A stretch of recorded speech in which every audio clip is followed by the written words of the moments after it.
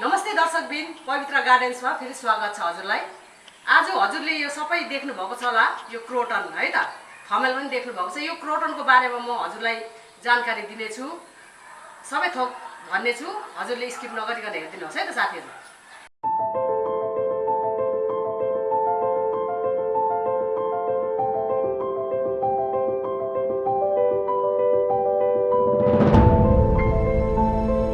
हजुरसित त पक्कै पनि क्रोटन त छ हैन। क्रोटन पनि विभिन्न किसिमको अलग अलग पातको डिजाइनहरु हुन्छ। त्यो चाहिँ मसित चाहिँ कति किसिमको डिजाइनको चाहिँ क्रोटन छ भनेर मैले पछि भिडियो देखाउने छु, क्रोटनको कलेक्सन चाहिँ त।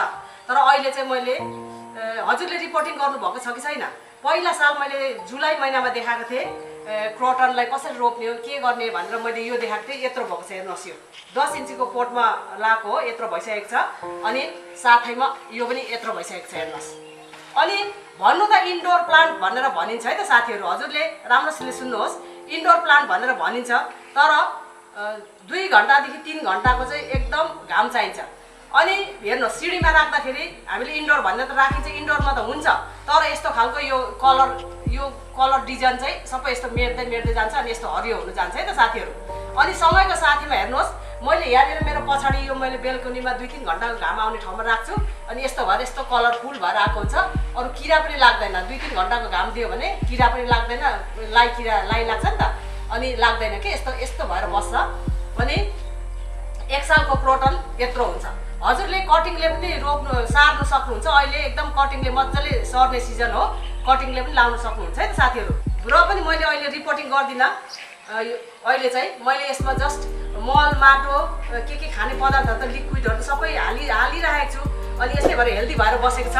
अनि अब हजुरको यस्तै भएर चाहिँ यो यस्तो भएर खाली भएर चाहिँ यस्तो भएको छ भने चाहिँ हजुरले मल माटो सबै मिक्स अप गरेर लिक्विड मलहरु पनि यसरी हालेर अलिकति फिल गराइदिन सक्नुहुन्छ है त हजुरले ल। अनि तपाईले देख्नु भएको थियो मैले ल्याउँदाखेरि यत्रो थियो हेर्नुहोस्, नर्सरीबाट ल्याउँदाखेरि यत्रो थियो। मैले 250 मा लिए भनेर भनेको थिएँ नि साथीहरु, हेर्नुहोस् न कति महँगो नि अहिलेसम्म, अहिले मैले कति सस्तो दिन्छु हेर्नुहोस् त। अनि यही साइजको मैले लिएर यत्रो बनाएको छु। अनि मैले पछि फेरि सारा गार्डनदेखि लिएको हो, सारा गार्डन सिस्टर तपाईकोबाट लिएको यत्रो भइसकेको छ है त। हेर्नुहोस् त, यो हजुरहरुसित छ कि छैन, सारा गार्डनमा चाहिँ मसित थिएन, यो मेरो लागि रियर थियो, त्यसकारणले मैले 2टा लिएर आएको है त। यो पनि यस्तो तिर्सुलेमा छ, अरु टिकटिकेमा छ। जस्ट यस्तो मान्नुहोस् कि हजुरले पेन्टिङ गर्दा गर्दै छ्याक्कै पेन्टिङ छर्दै जस्तो यस्तो खालको डिजाइनको छ है त साथीहरु।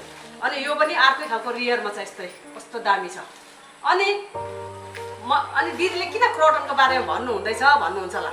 मैले लिएर सानो ल्याएको थिएँ, मैले यत्रै ल्याएको थिएँ, यो भन्दा नि सानो थियो साथी। लिँदाखेरि मैले हजुरलाई हमेसा भन्छु कि सानो प्लान्टलाई सानो गमला दिनुहोस्, ठुलोलाई ठुलै दिनुहोस्। अनि यो चाहिँ मैले 8 इन्चीको गमलामा लिएर रोपेको थिएँ। अनि अब चाहिँ यसलाई रिपोर्टिङ गर्ने बेला भयो।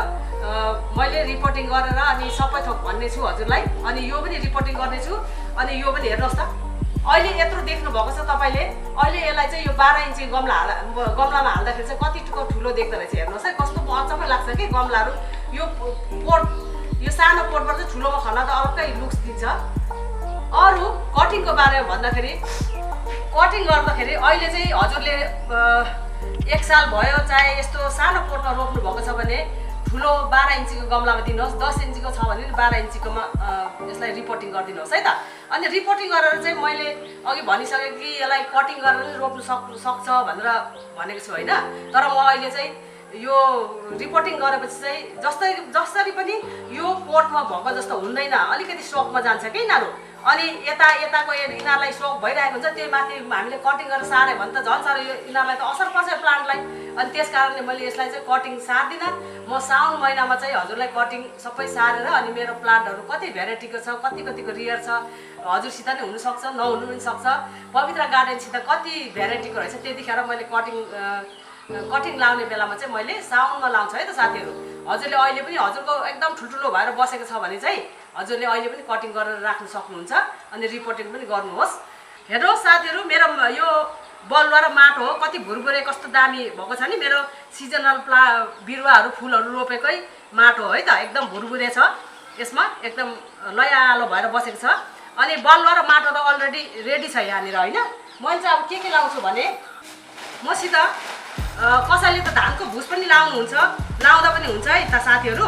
अनि मेरो चाहिँ यसमा पत्कर कुरेको र मेरो उयो छ मसित कोकोपिट र पत्करको यो धुलो छ।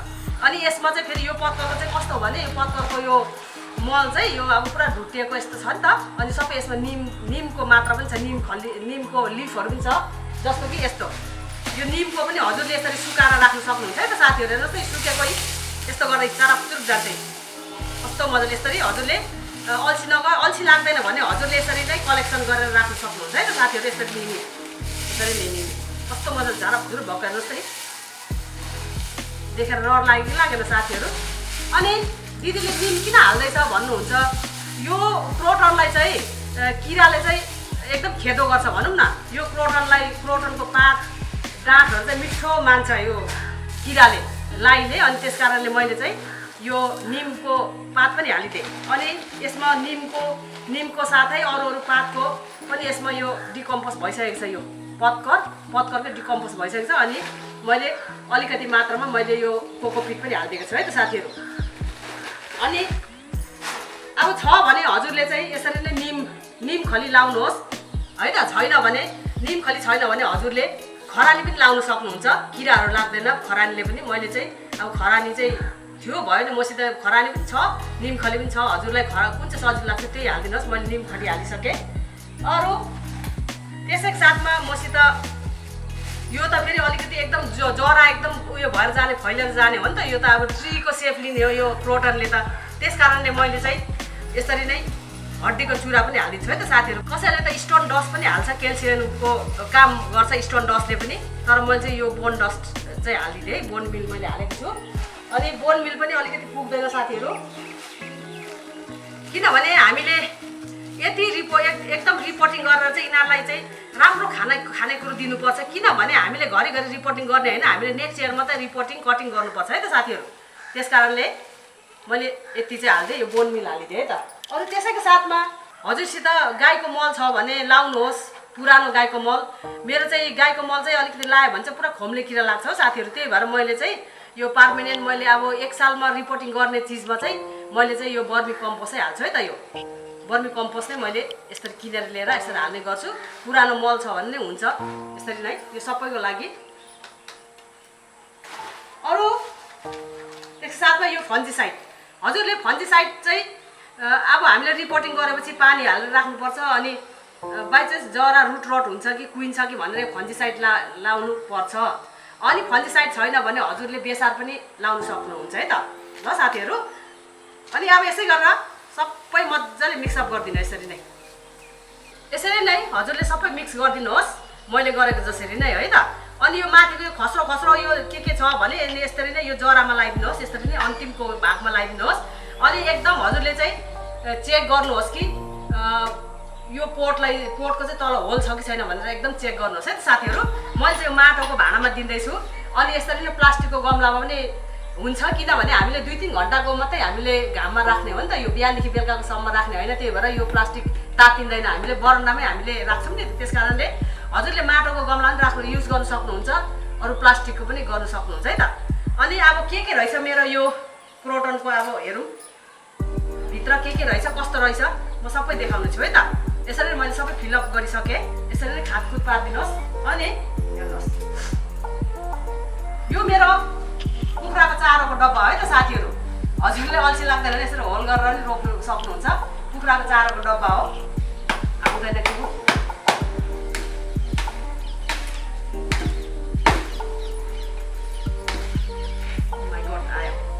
हेर्नुहोस् यसरी नै रिपोर्टिङ गर्ने बेला कसरी थाहा हुन्छ भने यस्तो फेदबाट चाहिँ हाम्रो यो होलबाट चाहिँ जरा निस्किसकेको हुन्छ है त साथीहरू। अनि जरा निस्केर पनि यस्तो राउन्ड हुँदै गएको हुन्छ। अनि हामीले थाहा पाउनुपर्छ। हेर्नुहोस् अब नयाँ गमला नयाँ घर खोजिरहेको छ, हामीले थाहा हुन्छ, हामीलाई आफै जनाइहाल्छ प्लान्टले चाहिँ कि मलाई अर्को घर चाहियो भनेर है त साथीहरू। अनि यतिकै यस्तो गरेर खराउँ यस्तो खोलखाल गरिदिनुहोस्, माथि पनि खोलखाल गरिदिनुहोस्। यसरी नै यो अलिअलि चुटायो भने केही पनि हुँदैन यो। अनि यसरी आफूले आफ्नो साइज हेरेर चाहिँ यस्तो गरेर ठ्याक्कै राखिदिनुहोस्। अनि यो हाम्रो यो चिम्टे माटो होइन, यो पहिला नै हामीले रिपोर्टिङ गरेर मल माटो पर्याप्त मात्रामा छ, एकदम राम्रो फुरफुरे माटो छ, यसमा मिसियो भने केही पनि हुँदैन। नर्सरीबाट ल्याएको चाहिँ चिम्टे माटो छ भने चाहिँ त्यो च्यापच्यापी हुन्छ नि, लिसाइलो माटो छ भने चाहिँ मिक्स नगर्नुहोस्। अनि यसरी नै मैले रिपोर्टिङ गरिसकेँ। यो भयो। अनि अर्को पनि देखाउँछु है त साथी, हेर्नुहोस् यो पनि रिपोर्टिङ गर्ने बेला भइसकेको छ। अनि यसको के रहेछ तल हेरौँ है त कस्तो रहेछ। हेर्नुहोस् त, यसरी मैले अघि भने नि हजुरलाई कि यस्तो फेदबाट चाहिँ आइसकेको हुन्छ जरा कि रिपोर्टिङ गर्नु भनेर चाहिँ है त साथीहरू। अनि मैले चाहिँ यो के हो हजुरले सेतो भन्नुहुन्छ होला, यो गमलाको यो पाल छ नि, यो पाल बन्द गर्नुको लागि मैले चाहिँ यो राखिदिएको थिएँ। यो हुन्छ नि टिभीतिर आउँछ नि केहरू, यसरी नै हेर्नुहोस् यस्तो हुन्छ। अनि यसलाई पनि यसरी खाराङखुरुङ पार्दै यसरी नै हजुरले रिपोर्टिङ गर्नुहोस्। अरू यो नर्सरीबाट ल्याएको पनि देखाउँछु म त हजुरलाई। नर्सरीबाट ल्याएको पनि यसरी नै निकाल्नुहोस्। यसले पनि अर्को भाँडा खोज्दैछ है त साथीहरू। अब यो हजुरले नर्सरीबाट लिएर आएको प्लान्ट चाहिँ यस्तो 8 इन्ची भाँडामा चाहिँ यसरी राख्दा मिल्छ है त। अब डाइरेक्ट यसलाई चाहिँ ठुलो गमला 12 इन्चीको गमला दिनु मिल्दैन नि, फेरि पानी ओभर वाटरिङ भएर यो प्लान्ट मर्छ है त साथीहरू। यसरी नै यो सानोमा यसरी राखिदिनुहोस्। अनि यसरी नै हलङफुलुङ गरेर यसरी नै यो मेरो भदैनीले मन पऱ्यो अरे यो पातको कलरहरू। अनि यो चाहिँ भित्र यदि है माथि थियो, अनि मैले यो पनि रिपोर्टिङ गरिदिनेछु है त साथीहरू। हेर्नुहोस् त साथीहरू, अघि मैले यस्तो सानो सानो डब्बामा राख्दाखेरि सानै देख्थ्यो होइन, ठुलोमा राखेपछि यसैले ठुलै देखिन्छ है त। अनि लोकेसन त भनिहालेँ हजुरलाई मैले कि 2-3 घन्टाको घाम चाहिन्छ अनि मात्रै यसरी मजाले कलर दिन्छ, नै त भने यो कलर दिँदैन, पुरा टोटली हरियो हुनु थाल्छ क्या, आस्ते आस्ते गरेर कलर चेन्ज गर्नु थाल्छ। अनि 2-3 घन्टाको यो घाम चाहिन्छ। अरू पानी भन्दाखेरि हजुरले पानी दलदली गरेर नराख्नुहोस्। अनि बरु यस्तो हेर्नुहोस् त, यहाँ यस्तो गरेर यो सुक्खा भएर ड्राई भएको छ नि, बरु ड्राई भयो भने मर्दैन। लुरुक्क यसरी ओइल्यो भने नि पानी हाल्दाखेरि पनि बाँच्छ कि क्रोटन चाहिँ त्यस्तो गुणी छ। अनि पानी चाहिँ धेर भयो भने चाहिँ रुट रट भएर चाहिँ कुहिन्छ जरा, अनि 100% मर्छ है त साथीहरू। अनि पानीको पनि कुरा गरिसकेँ, लोकेसनको पनि कुरा गरिसकेँ साथीहरूलाई। अनि हजुरले नयाँ प्लान्ट लिएर आउँदाखेरि यसरी नै हजुरसित गफ गर्दा यसरी नै ठ्याक्कै यसरी राखेर रोपिदिनुहोस्। अनि यसलाई नेक्स्ट इयर मात्रै रिपोर्टिङ गर्ने बेला आउँछ है त, किनभने यो हुर्किसक्छ, यत्रै भइसक्छ। यो पहिला सालको प्लान्ट हो, यत्रो भइसकेपछि मात्रै बल्ल रिपोर्टिङ गर्ने हो। अनि अहिले चाहिँ हजुरले किनेर लिएर 8 इन्चीको गमला, मेरोबाट नि कतिजना साथीहरूले किनेर लानुभएको छ है त साथीहरू। हजुरले कसरी रिपोर्टिङ गर्नु हुँदैछ हजुरले मैले देखाएको अनुसारले गर्नुहोस्, हजुरको प्लान्ट कहिले पनि मर्दैन है त साथीहरू। अनि बेला यसलाई चाहिँ फेरि त्यो सेतो लाई लाग्छ, अनि चेक गर्दै गर्नु, फेरि लाई लागेर मात्रै हजुरले स्प्रे गर्ने नगर्नु नि। बेला हामीले त्यो लाईको किराको दबाईहरू पनि स्प्रे गर्नुपर्छ। अनि यो प्लान्टले चाहिँ यसरी मुनिबाट पानी हाल्यो, अनि गर्मी मौसममा चाहिँ यो लिफलाई चाहिँ एकदम ह्युमिडिटी मनपर्छ है त, चिसोपन मनपर्छ। अनि बेला हजुरले स्प्रे गरिदिनुहोस्, एकदम मन पराउँछ अहिले गर्मी मौसममा चाहिँ। अनि जाडोमा चाहिँ के गर्ने भन्नुहुन्छ होला हजुरले, जाडोमा चाहिँ बाहिर अगर हजुरले राख्नुभएको छ भने नि बाहिर नराख्नुहोस्, त्यो तुषार शीतलहरले यसको पात सबै झर्छ है त साथीहरू। अनि बाहिर जाडो महिनामा चाहिँ बाहिर राख्नु हुँदैन, बाहिर कसैले त बाहिर राख्नुहुन्छ होइन, बाहिर राख्यो भने नि पानी परेपछि केही पनि हुँदैन, ठाउँ नहुँदैन त बाहिर पनि राख्नुहुन्छ नि त। अनि बचाउनुपर्छ त्यतिखेर चाहिँ। अनि कस्तो लाग्यो मेरो साथीहरू आजको भिडियो? हजुरले क्रोटनको बारेमा थाहा भएन नि यसरी नै रिपोर्टिङ गर्नुहोस्। थाहा छैन कि हजुरलाई अब रिपोर्टिङ गर्ने बेला भयो, कटिङ सार्ने बेला भयो, थाहा छैन कि भनेर मैले हजुरलाई जानकारी दिनु खोजेको है त साथीहरू ल। अनि नयाँ मेरो साथीहरू जुड्नु भएको छ, अवश्य पनि जुडियोरी मेरो भिडियोमा आएर सब्सक्राइब गरिदिनु, बेल बटनलाई प्रेस गरिदिनुहोस्। मन पऱ्यो भने लाइक गरिदिनुहोस् मेरो भिडियोमा आएर। अनि अहिले त क्रोटनको रिपोर्टिङ गर्ने बेला भएछ भनेर सबैलाई थाहा होस् न साथी ल। अनि सेयर गरिदिनुहोस् है त। अनि के मनमा खुल्दुली लाग्यो त्यही अनुसारले हजुरले कमेन्ट लेखी पठाउनुहोस्, म रिप्लाई दिनेछु नि त्यसको है त। अहिलेको लागि तपाईँको दिदी यही बिदा चाहन्छु। हस्त नमस्कार, अर्को भिडियोमा भेट्नेछु। By by. समय लिएर हेरिदिनु भएको थ्याङ्क यू सो मच।